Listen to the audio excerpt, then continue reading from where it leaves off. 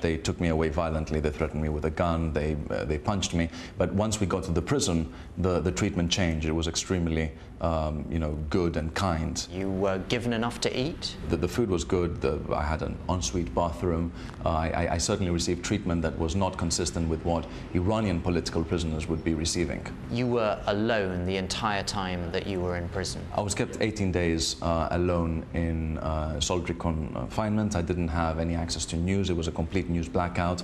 And that was part of the strategy of socializing me only through my interrogators so that I would be more ready to speak to them. They were the only human beings that I could have meaningful conversation with. Could you physically see them? I had to face a wall and I had to wear a blindfold whenever I moved from my cell to the interrogation room or anywhere else because I was in a part of the prison that was controlled by the intelligence ministry. But later on, when there was a breakthrough with my second group of interrogators and we finally started having eye contact, they put on surgical masks so that they would hide their features, and we actually managed to speak with each other and look at each other. Could you hear other things in the prison, in Evin prison? Because we know it's where many political prisoners are being held.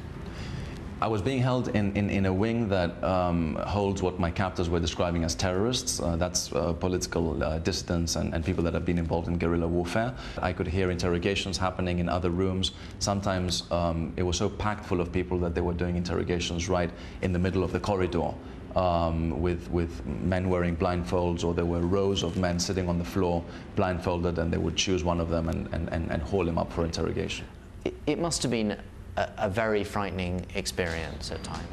I wasn't frightened because I was very certain that I am not a spy and that I can prove this.